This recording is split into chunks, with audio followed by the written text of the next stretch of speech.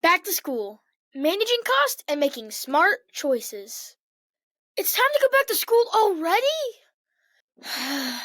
My true feelings about school and the cost of heading back coming up.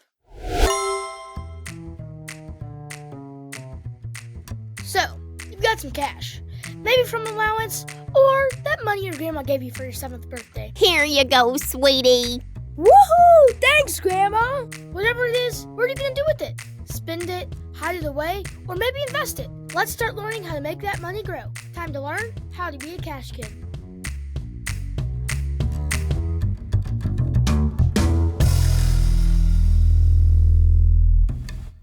Hey Cash Kids, and welcome back to another episode of the Cash Kid Podcast, where we teach you all the tips and tricks to becoming a money-savvy kid or teen.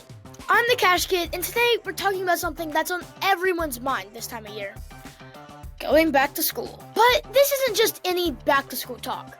We're diving into how to be mindful of the costs and expenses that come with it.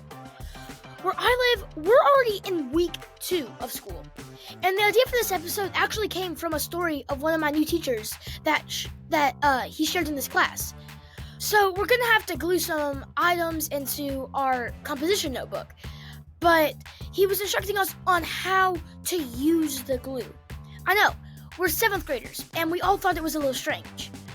But then he shared this story about how a boy saw this girl using too much glue on a project. And he asked, "Why do you use so much glue?" And she replied, "Because glue is cheap." And he said, "Must be nice to live the 3-ply life." So, whether you can live the 3-ply life or not, you need to listen up to this episode. Whether you're getting new supplies, new clothes, paying for lunch yourself, or just taking care of some school property, there's a lot to think about. So, let's jump right in and see how we can be smart with our money as we head back to the classroom. Alright, first up, let's talk about back-to-school shopping.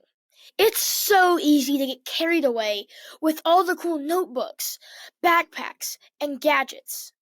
But before you start filling up your cart, take a moment to think about what you really need.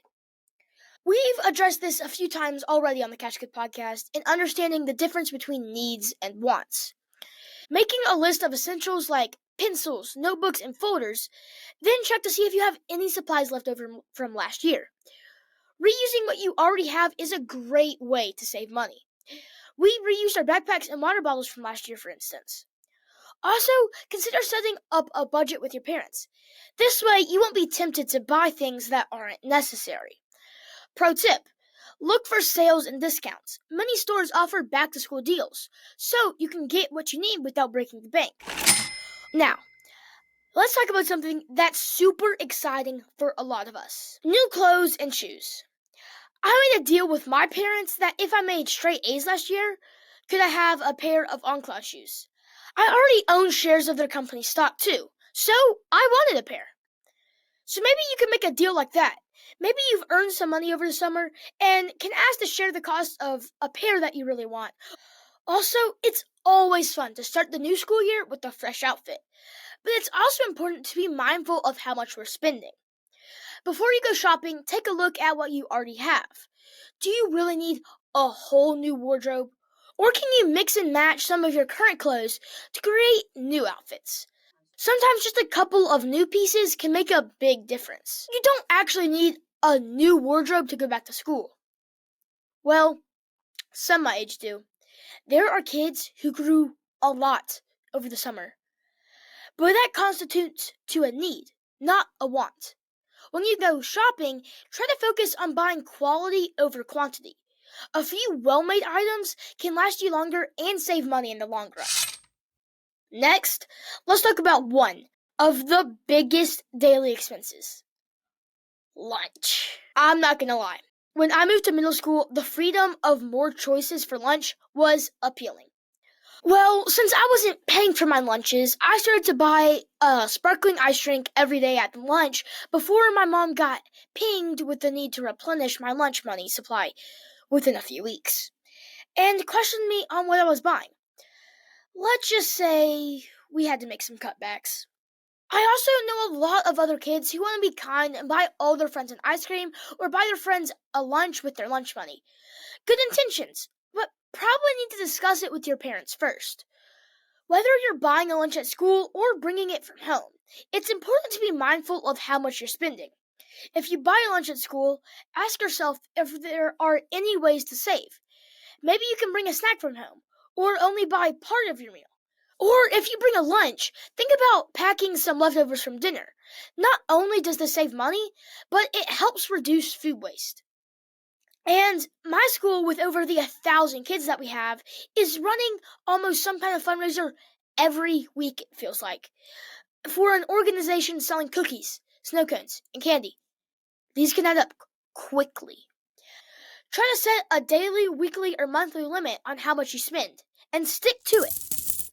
Now, let's talk about something a little different, helping out our teachers with supplies for the classroom. Sometimes teachers will have like a wish list and ask students to bring in extra items like tissues, hand sanitizer, or dry erase markers. Great parent volunteers usually donate a lot of these items for our classrooms. Also, PTO organizations are great at raising funds to meet these needs. So, while you might not be buying these supplies yourself, I think it's important to understand they weren't free. Kind of like this glue is cheap story earlier. Remember, every little bit helps, and be mindful of your spending. Just for example, my math teacher last year, she said she ran through over 1,000 pencils in the first 9 weeks of school because they were just taking them and they were leaving them. Well, that ended up adding up to a lot, and they don't access their school funding until October. So she couldn't have the money to buy more pencils without the school funding for her.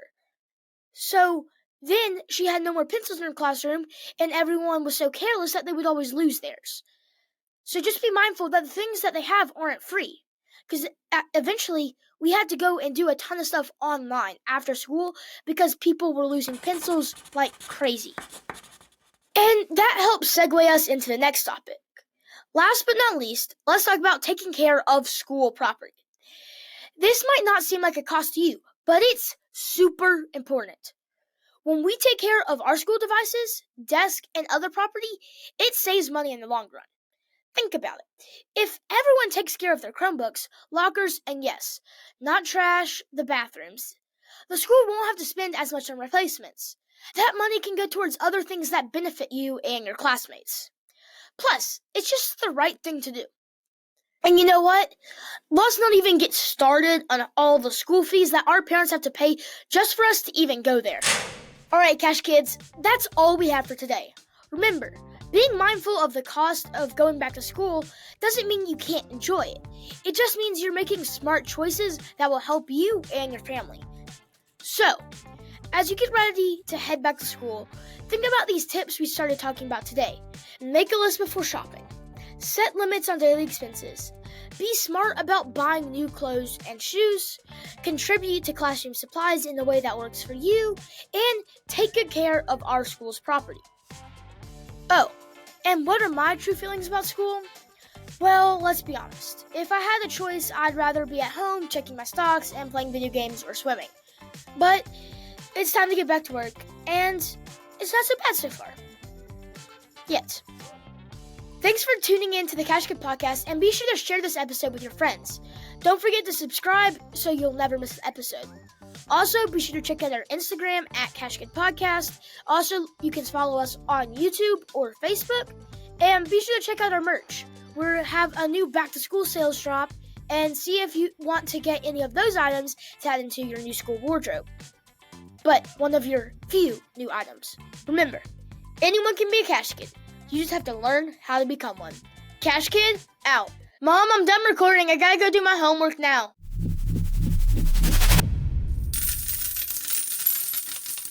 The information presented represents the views and opinions of the guest. This podcast does not intend to provide personal investment advice. This content has been made for informational and educational purposes only. To make a full and informed investment decision, we advise you to speak with a financial advisor. And for kids, definitely your parents first before investing.